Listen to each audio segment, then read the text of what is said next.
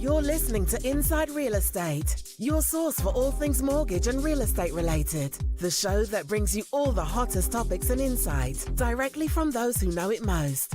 Now sit back and enjoy the show.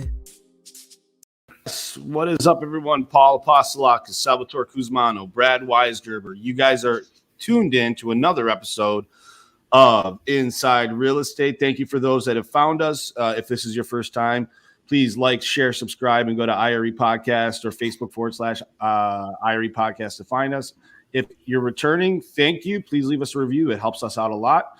Today, we've got a really cool guest, guys. He's been on the show before, Chris Prefontaine. He's a 3-time best-selling author. He's written 3 different books that all went, they were the real estate and on your terms, which is a really good one. The new rules of real estate investing, and Moneeka Sawyer's real estate investing for women. This guy and his family are buying 2 to 5 properties a month. He's an avid investor. He's going to be really interesting to talk to. I want to get his take on what's going on the investment side of real estate right now. It is interesting what's going on there. So without further ado, Mr. Chris Prefontaine, please come on the show. Hey, good to be here again. I'm looking forward to our chat. I love it, man. I love it. So anything changed since the last time we talked? Anything new? That means you're asking me to remember when I was on last. So that's a problem right there. I don't remember how long ago it was.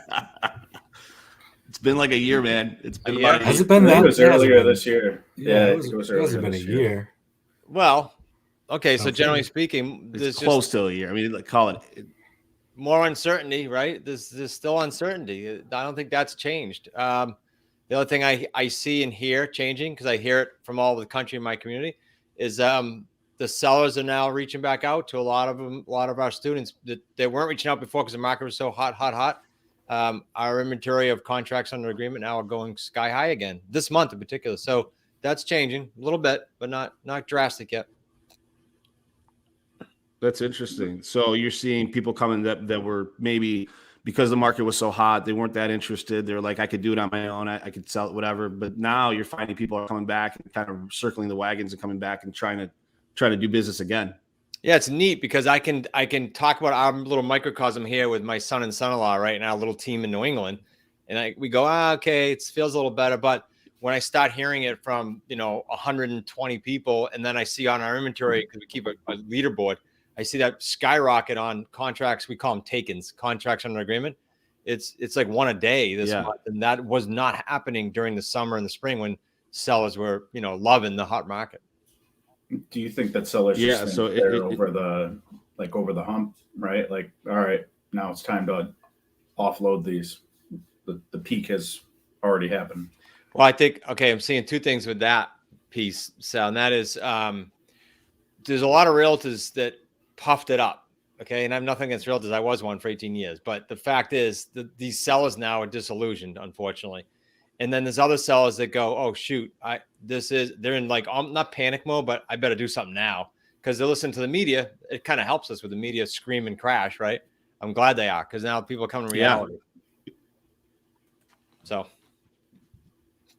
little of everything. Yeah. Screaming. I mean, the media is always like way behind. Like that's a thing that's really funny about it because yesterday all the media was saying, rates have dropped. Meanwhile, we had like 3 rate increases the day before, right? So they're always a little bit behind when stuff like that happens.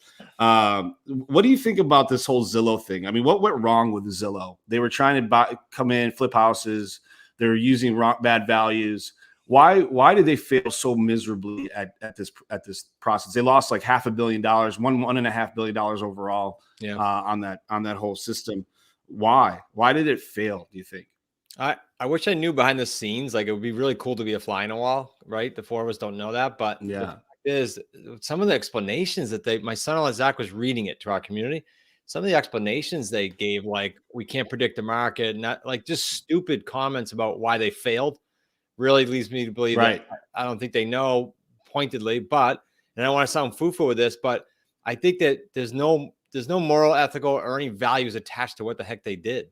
Like when they started doing that, I screamed to the community. I said, look, I don't know what they're going to do with this, but I just know that in 2008, when Wall Street money got involved and big money got involved, people got hurt. So I think there was like 8,000 contracts pending. I might be off on that number, but there's a lot of pending contracts when they figured they're going to shut this down. How many people are going to get hurt? And it's good news for us because we can help them. But man, I don't know behind this curtain what went on. We'd be speculating, you know. I don't know how they lost money. Yeah. I mean, everything on paper, every way you look at what they were doing screams they should have made a ton of money. If someone dropped the ball big, I don't understand what they did wrong. Well, okay, so Brad, on that point, I gotta think, and again, I don't know the structure of the people behind the scenes with them, but like if the four of us were running that, I'm just using us, like we're in the trenches, it's a little different. I just think that you throw a lot of money at this, and you got a lot of people that don't know what the heck they're doing, and they wanted to catch it, and they got caught their pants down in more ways than one. Yep. That's exactly it. Well, part of the issue was they were using the Zestimate, Brad, to buy these properties sight unseen, right? Stupid, right? They thought that their algorithm, apparently, you're right. They thought their algorithm was good enough that they could just go buy stuff sight unseen and just make a profit. It's really, I mean, honestly, Chris, not to sound like we've had an easy roll with real estate, but we've had a fairly easy roll. It's kind of hard to lose money in this market if you're doing things the right way. Would you agree? I mean, it's a really healthy market for investors right now. Yeah, I'd say scarily too, and I'll say why I say that. But yes, the answer is yes. If they screwed up during that market, they suck. I mean, something bad happened. But here's the caution of the scary part. I said, now as the market twists and changes, I love it because it's going to flush out a lot of the hammer and pickup truck and a lot of the newbies that didn't get the proper training. It's going to. When I was a realtor back in the 90s, I remember when the market changed, I would say to my wife would say, are you concerned? I'd be like, no, this is great. All the brokers that didn't know what they were doing are going to be gone. So I love this kind of flushing out that's probably going to happen here in the next few years. Yeah, we talk about this, Sal. I mean, we when you can kind of trip and fall on a deal, it makes it tough for like you to kind of differentiate yourself. But right now, we almost want rates to go up and get a little bit harder in our business. Would you agree with that, Sal? Yeah. I mean, I don't want to say I want rates to go up, but I definitely, I think it always comes down to, who can weather the storm and who can deal with the stress of I feel like constantly 1 week you feel like you're on top of the world when you're selling or, doing whatever. And then the next, it's like all four are crashing down. Right. And I think part of that, and probably what you did, Chris, is, how do you insulate yourself through those ups and downs by buying real estate, right? And yep. Properties like that and buying right. And, a company like Zillow, they probably just thought, even on some of them will take a loss, right? I mean, they didn't unload all their inventory, right? They unloaded some. All of it. I don't know how you guys might know more than me on this. I don't know how they're exactly exiting all of it. And I don't know as though there's a set plan the day they announced. And maybe it's a pivot work in process with them. I have no idea. My understanding is they shut down the program completely. So, yeah. Which is, I mean, I feel like media gets wind of one thing and all of a sudden it's, Zillow's liquidating their whole entire inventory. It's, they're going down. They're completely wrong. They probably made a profit on a lot of properties. They lost $500 million, Sal. Yeah. But I'm saying, $500 million of all the properties they bought probably isn't that big. I mean, maybe they made money on one house. Yeah, I mean, they might have made some money on houses, but if you overall they took an L, right? But they took a big L. They took a big L. Yeah. But I mean, that's the one thing too. I mean, trying to predict what's going to happen in the market on a short-term play is just too hard. Yeah. I mean, look at where we're at now versus 2019 before COVID. Right. We were going to 6%, 7% rates. The market's turning. There's always a shift. There's always a shift coming. And people are saying that now. Who knows?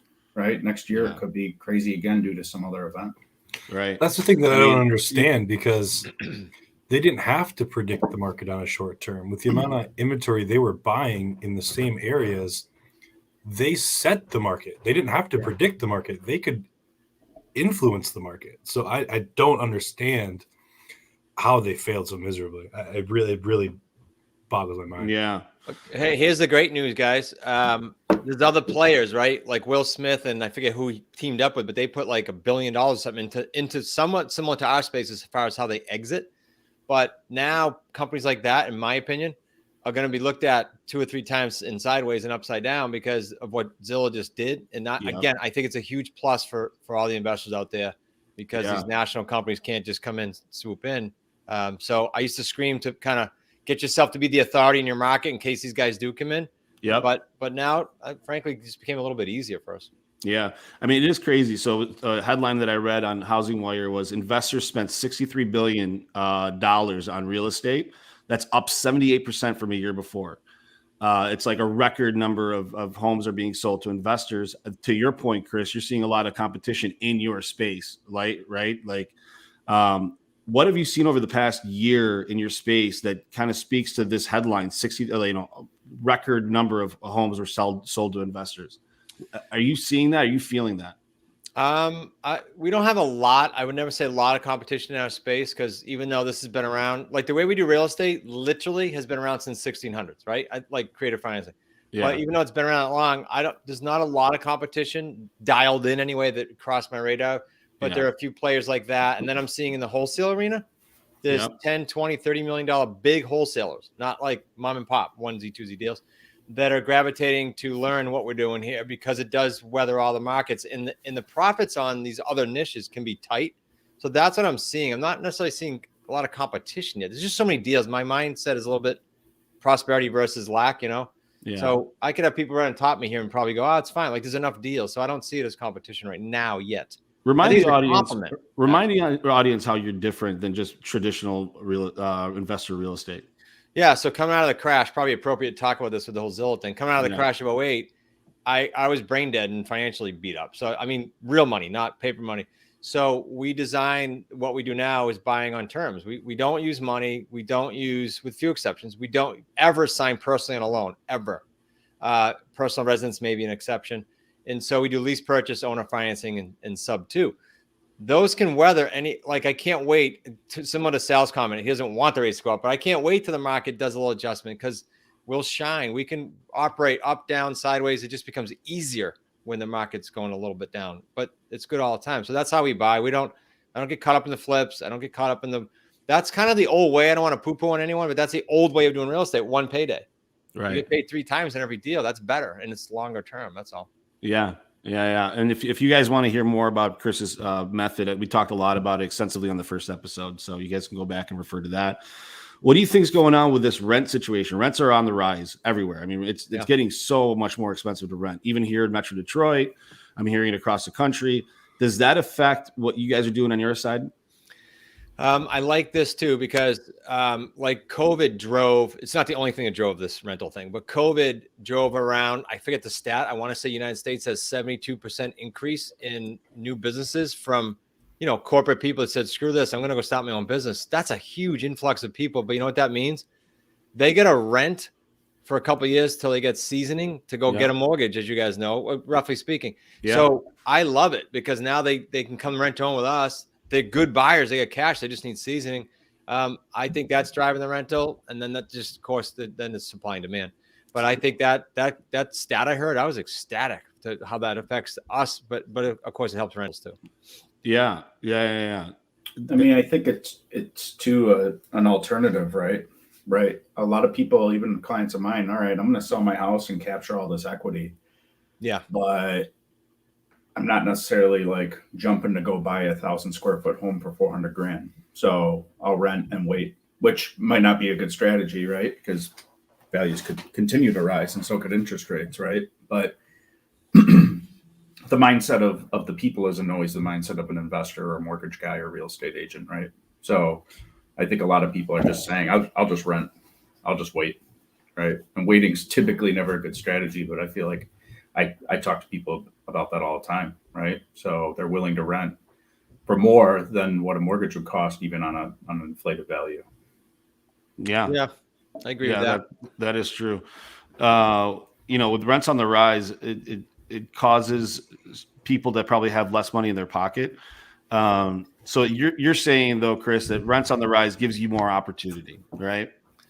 It does. So now it becomes how much. I just did a video broadcast to our community. I said how much and how quickly and how efficient can you be at gobbling up properties now, because it's going to be an inventory issue. All these renters, you can provide them a similar arrangement financially, or even cheaper to sales come, maybe a little bit in line with rents, old rents, but they can get the buyer benefits at the same time. That's again a huge issue. But you got to get inventory, and so we're trying to do that as quickly as we can with the students to get some more inventory. We are too. We're doubling down right now with our own family business.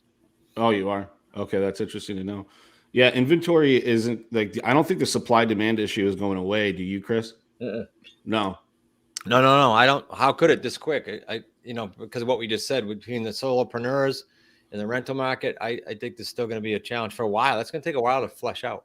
Yeah, because I don't think we're building houses fast enough to keep up with that, right? Right. And that kind of plays into the rate rising in rents, rising in home prices. Are you afraid that we're going to start pricing the consumer out of the market? Well, it's funny when you guys were talking just the last, when you're saying the rentals, my mind's going, there's going to be maybe we're stretching this gap, unfortunately. Right. And I do feel bad for people with that, because that could be a 5 or 10 year issue for some families, right? Right. Not be able to do it, right? Just because of that. What do you see coming down over the next year? Obviously you're doubling down on your business. Why do you feel that that's a good strategy right now? And then over the next, 365 days, do you have any feeling or inclination of what we're going to see? On the latter half of that question, no, because if I did, I would invite you guys to my castle on Cayman Island or something. But right. If anyone says they do that, I sorry, but don't listen. Like it's just an opinion. Yeah. As far as why and what we're doing, yeah, I see. There's a lot of people. I know the market's hot, but there's a lot of people. Like our community is getting calls from people to the likes of, hey, I had a COVID, what do you call it? Where they had the forgiveness of the loan, and now I can't pay it. We just bought a house in Michigan. It was like the poor lady, but she's ecstatic. She was in tears. I think she only owed like 107. The house is probably worth 170, but she couldn't pay her 2 small mortgage payments. One was 200, one was 600, and they were going to foreclose on her. So we jumped in there, but all that's still going on while the market's hot. So people need a guide. We're getting a lot of those COVID kind of loan redos that coming due, and they're going, I can't pay this. Or they get hurt by the job and they can't pay it. Whatever the reason is, there's a lot of people still need help. That's one. Two is a lot of landlords and a lot of free and clear people, like people that are free and clear, they did right things throughout their life. And they're going, you know what, time to cash out. But they'll wait. So we'll do like a 10-year deal or a 15-year deal. I don't care what happens in the next 2 years if I have a 10 or 15-year deal on financing. So those are 2 reasons why we're doubling down with our team. I think this month we did like 3 or 4 already. It's November. That's pretty cool. And it's because we're helping some people hurting and we're looking for the people that are cashing out. As long as we get long enough terms, we don't care. Why doesn't that client just sell their house instead of going your route? The lady both examples, the free and clear person, usually those people are financially savvy. They're free and clear. They got there for a reason, and they want tax and family planning and estate planning issues going on there. They don't need the money today. If they needed it, presumably they would have, refinanced it or did something else. So like the building I'm standing in, we did that. We did a 20-year deal. The lady that was hurting, I don't recall. I think she was actually an expired listing, but she waited too long. This is what people don't understand how to do it, right? So she puts it on for 180, let's say, and she waits too long, and she goes, "Oh shit! Now I'm screwed." And just take it off my hands, type thing. So we bought it for like 107, and sold it the next week for 169.9 rent own though. So it's not a quick flip. Right. So those situations are out there, because my whole thing was, are we going to have a foreclosure problem after COVID and all that? But the whole thing is the country has so much equity in their houses right now. So we've built an enormous amount of equity in our houses in the United States. Yeah. So in that situation, I find it hard to believe that we're going to see a lot of foreclosures, because there is so much equity. You can work with a client like that because they have equity, because you can move that quickly, right? Yeah, I think her arrears were like 20 something $100, but she had her second was 17 grand left on it, and that was going to come due I think it's December. I think it's next month. So we had to step up with that. But again, to your point, if there's equity, you can find a way to get the money and break the rule of no money down. It's easy. Right. What's the best? Is your strategy, you think, the best way for a new investor to get in, or do you suggest that an investor kind of bust their chops somewhere else and you would, kind of figure out the market and then kind of go into your program? Tell me about, as far as your program goes, what makes the most sense? Yeah, I do. I mean, I'm biased, right? But I do honestly think morally and ethically that the lease purchase of the 3 ways we buy, The lease purchase is great for a newbie because deed's not transferring. There's no closing costs. You literally can and will buy that property for $10 on a lease purchase. And we were doing a filming in our studio, and it was with Brian O'Neill. He's out in Chicago. This guy never had experience, and he did 11 sandwich leases so far with $10 each. He's like the perfect model of, I'm new, what do I do? Right. And we're 23 months after that point where we are with him. And so for a new person, why go out and do a wholesale? And again, I'm not poo-pooing on that. I have a lot of good friends that do it. But why do that? Or why do a flip? Or why do a build when you can get 3 paydays set up for $10? $10. So talk about the 3 paydays. The 3 paydays are the front end, right? Yeah. So the front end. So you got all these buyers that are self-employed that I just told you about. Yeah. So let me use them. There's all kinds of stories I could give, but sure. You got all these people that they just left corporate. They got money. They're going to go start their own business. They go to get a loan. The bank goes, oh, no. You need seasoning. Okay. So they come forward. They give us a down payment. They're a true buyer. Here's your down payment. That's payday 1. It's usually 10 to 20%. It could be upfront or over time, but it's nice. Payday 2 is I'm paying the underlying debt, like say on that lady's house, or and I'm collecting something more from the buyer. So there's a spread, payday 2. Right. And payday 3 is the back end, 2, 3, 4, 5, could be 20 with some of the weird things we do. But whatever many years, I'm getting all that principal pay down and the markup and the price. So the average for us is around 75 grand. I think that guy just gave the examples about exactly the same, but some markets are higher price range. You could get up to $250,000. One house, 3 paydays. That's pretty cool. That's really $10. awesome. So long answer, but that's what I would do if I was new. How are you guys finding these clients? We still use the same service since 2013, and it feeds us daily the expireds, the for sale by owners, and the for rent by owners.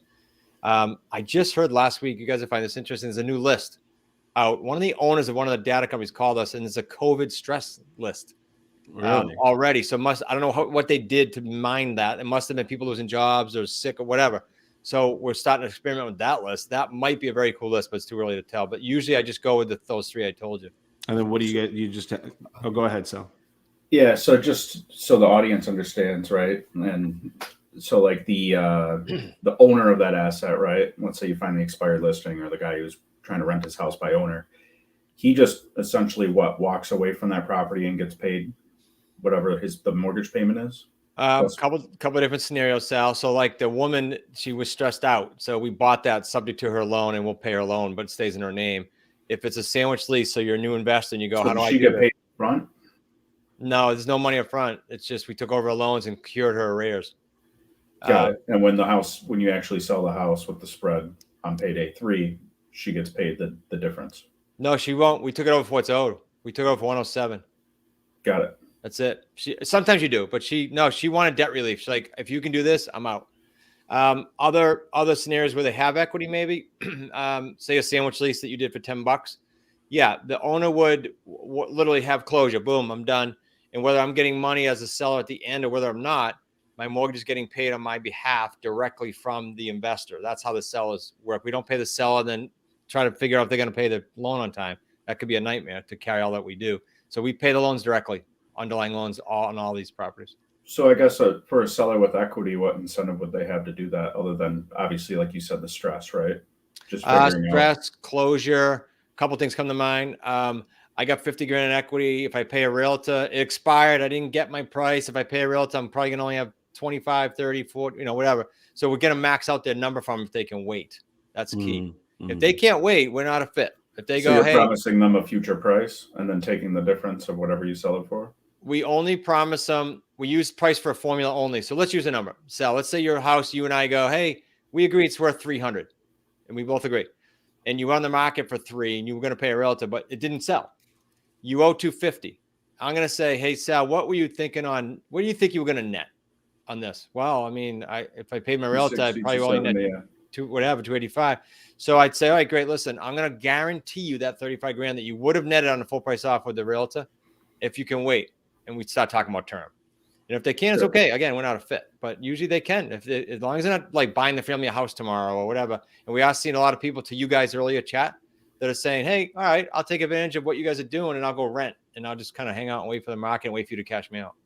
All right. So in a situation where, let's say, the future at that wait point, right? That house, they thought it was 300 and okay, market's turned, it's worth 280 now. Who's on the hook? It's us and then our buyers underlying us, right? That's a good question.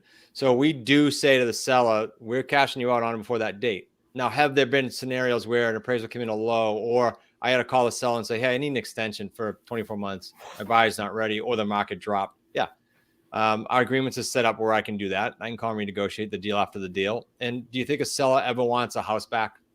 You know, especially if the market dropped, they don't. And so they're happy to extend or renegotiate. Yeah. Interesting. So that's a real risk, the future, right? I mean, just because obviously $10 to do all that. I mean, yeah, there's work, right, involved, but there's always a risk to some reward, right? So that's just really the one play. Well, there's always risk. I don't want to, if you look at our YouTube channel, I give the good, bad, and ugly. I don't paint roses. We have pivots all the time. Like we had a deal. Listen, I'll expose one. We had a deal last week. I never have to do a transactional closing ever on a sandwich piece. I've done 700 of them. We go to close this deal. We have a seller that loves us. We have a buyer who's ready to cash it out.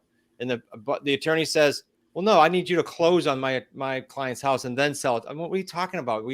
So instead of arguing with them, getting a lawsuit, we just said, whatever. We raised the transaction money, had to close it. But, that costs money and that's a headache. But that usually doesn't happen. But I give the good, the bad, and the ugly. So there's always nuances. I could give you a book on nuances. But for the most part, they work well. And our agreements have been tweaked to protect us because we've done so many of them. How are you? So when you got these lists, Chris, and then you guys are just basically hammering the phones. Is that what we're doing? Yeah, we have virtual assistants. I have one guy that's been with us since 13. He does hundreds of thousands of calls. So yeah, we have VAs, virtual assistants that are pretty good. We have our own team. But as we train new students, we teach them to do it, but then get a virtual assistant as soon as you can. If you can afford it right away, great. Yeah. Would you say you have two hoppers, right? Buyers and seller. Here's a whole bunch of buyers who are 6 months self-employed, and here's a whole bunch of sellers, and do a lot of matchmaking, or is it more or less we find a seller and then we deal with it from there? A little both.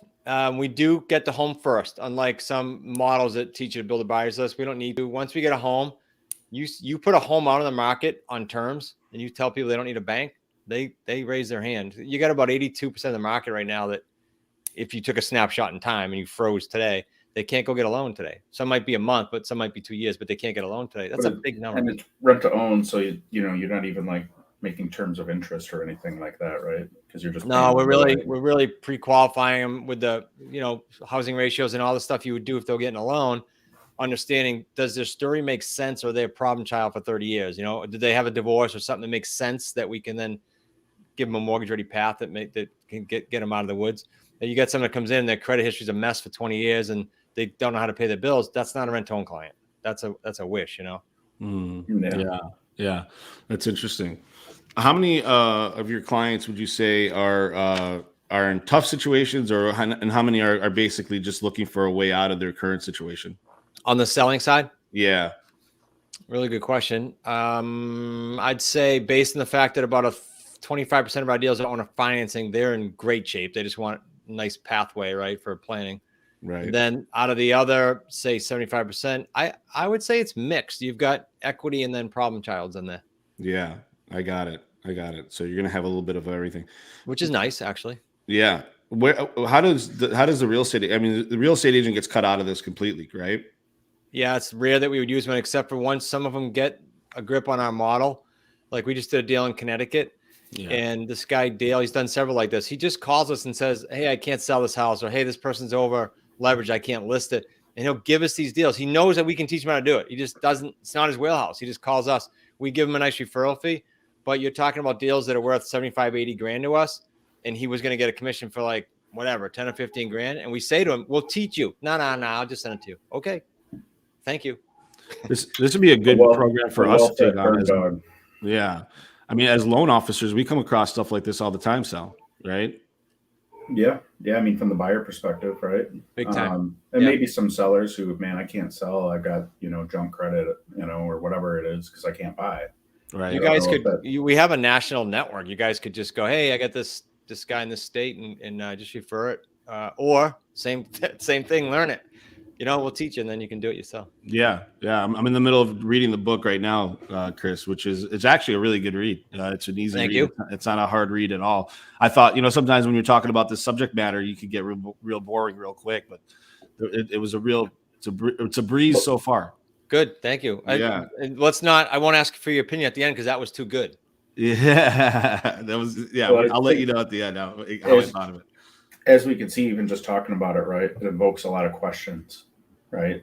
Well, what about this person? What about that person? What happens if this happens? So, yeah, because it's not what and most people don't know anything about even normal real estate, right? But then you have a whole deviation, the biggest deviation of people in the business who just think, well, if I buy a house for X and sell it for this, that's profit. Or I buy it and lease it, that's that, right? And you have to own it. You actually have to buy it and have down payment and credit and all that. So it's interesting, right?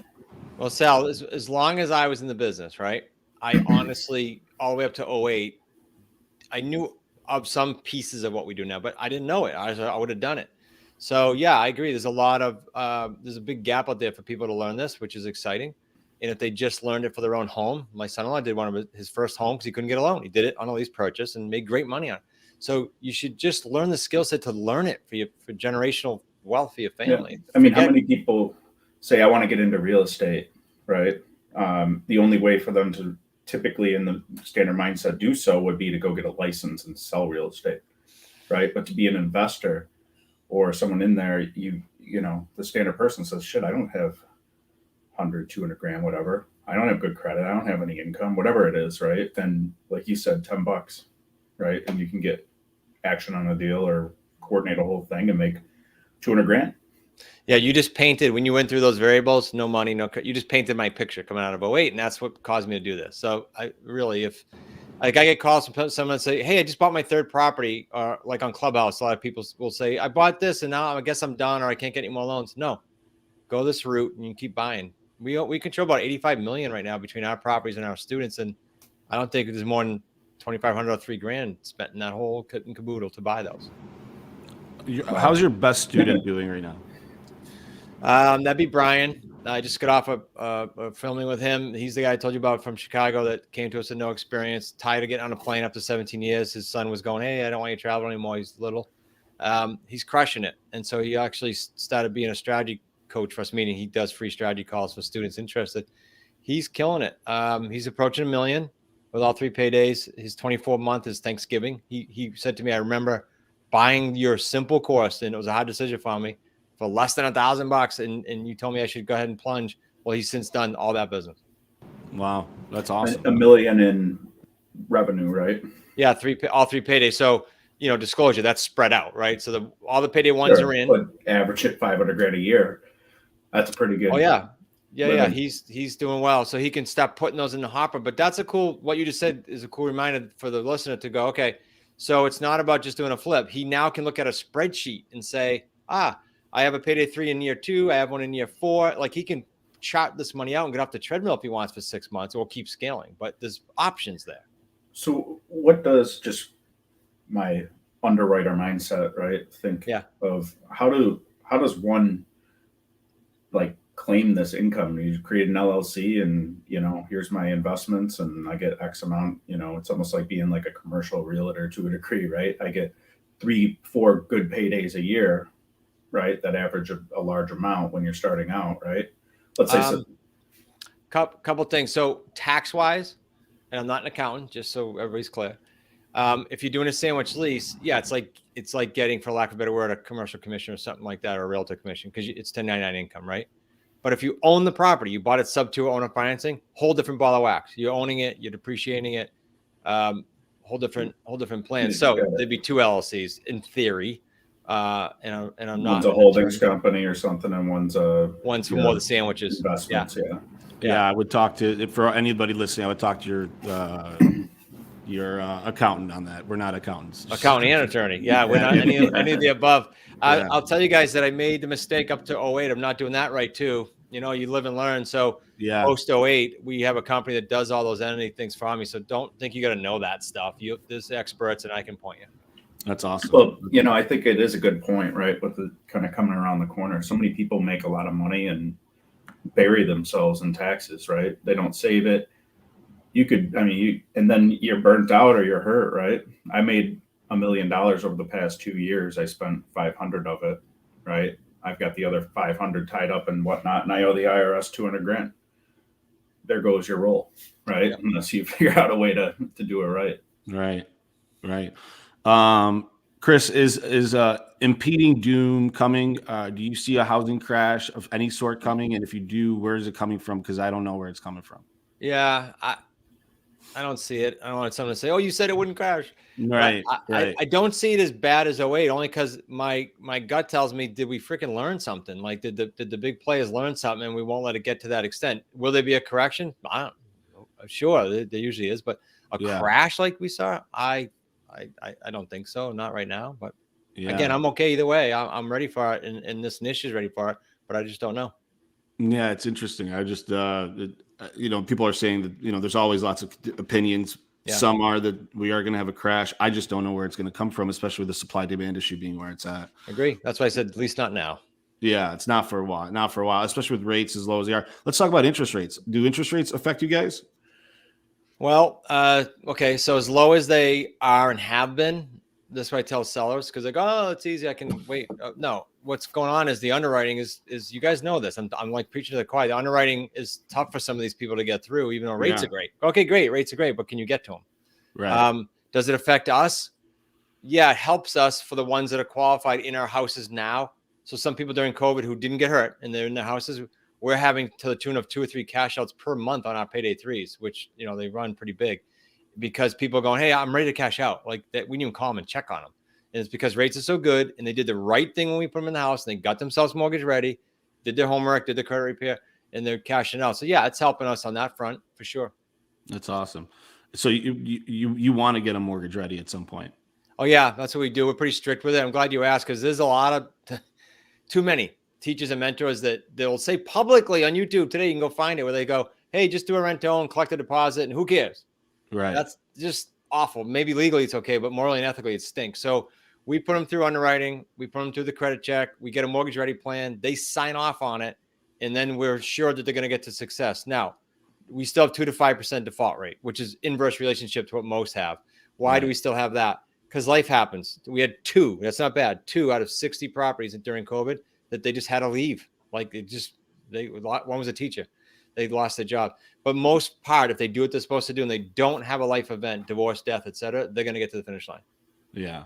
Do you just work with like a local mortgage company or? No, I wish you guys had an answer to this. Maybe you do. Yes, we have one that's got to know our closing. Like once you do 2 or 3, the lease purchase cash outs, you got it as a loan officer. Right. She's really good locally. She does some other states, but we have tried to get one for our community because we do a lot of deals that would be able to do some stuff nationally for us and be able to handle even a few more states. And we haven't not had success with that. So I'm happy to chat with you guys offline and see if there's something that maybe perhaps could be done there. Yeah, there's a network that we can get you set up with for sure. I think that's worth revisiting if you guys want to circle back. Yeah. Yeah, 100%. Sal, you got anything else? No, I mean, I think I got a copy of the book on my desk, and I haven't read a book in about 4 or 5 years. You got to crack it. You got to crack it open. Yeah. Go to the audio, Sal. If you're not, that's even more. Okay. Yeah, I need to see it and read it. All right. Yeah, I'm a book guy too. Anything, Chris, you want to leave? We're going to do 3 questions here in a minute, but anything you want to hit on before we go to 3 questions? Yeah, quickly. I don't know if I did this on the show I was on, but it's worth, even if I did, being a little redundant. And that is, as a listener, I love our niche, right? You heard that, but I'm not so naive to think it's for everyone. So no matter what niche you want, just do one thing, find that niche that you can get behind, morally, ethically, value-wise, like you get it and you want to be in it.